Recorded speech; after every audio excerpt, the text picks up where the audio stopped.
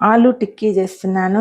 ఉడికించి తురిమి పెట్టుకున్నాను. దీంట్లోకి ఒక క్యారెట్ తురిమి పెట్టుకున్నాను. ఒక 5 మినిట్స్ కడిగి కొంచెం నీళ్లు ఉంచితే మెత్తగా అయిపోతుంది. పల్చటి అటుకులు 1 కప్ వేసుకుంటున్నాం. దీంట్లోకి ఒక పచ్చిమిరపకాయ, కొంచెం కొత్తిమీర, దానికి కొంచెం సాల్ట్ సరిపడినంత. ఇప్పుడు కొంచెం జీరా పౌడర్, కొంచెం ధనియా పౌడర్, కొంచెం పెప్పర్ పౌడర్, చాట్ మసాలా కొంచెం 1 టీ స్పూన్ అంత. దీంట్లో కొంచెం బైండింగ్ కోసము కార్న్ ఫ్లోర్ వేసుకుంటాము 2 టీ స్పూన్లు. ఇదంతా బాగా మిక్స్ చేసుకుందాం. దీంట్లో కొంచెం అల్లం ముక్కలు కూడా వేసి ఇలా బాగా కలుపుకోవాలి. పిల్లల కోసం టిక్కీలు స్కూల్ నుంచి ఇంటికి వచ్చేటప్పటికి చేసి పెట్టుకోవచ్చు. ఈవినింగ్ స్నాక్స్ గా.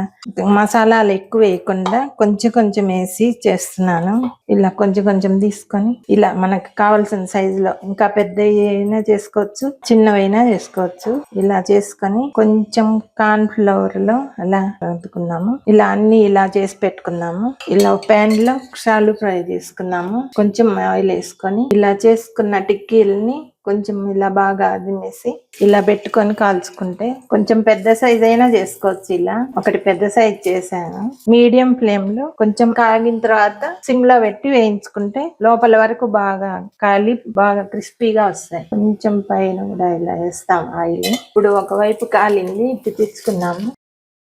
రెండో వైపు కూడా కాలాయి, తీసేస్తున్నాం. పుదీనా చట్నీతో సర్వ్ చేసుకొని తింటే బాగుంటుంది. బాగా కాలింది, పైన క్రిస్పీగా లోపల మెత్తగా బాగుంటాయి. తిని చూడండి.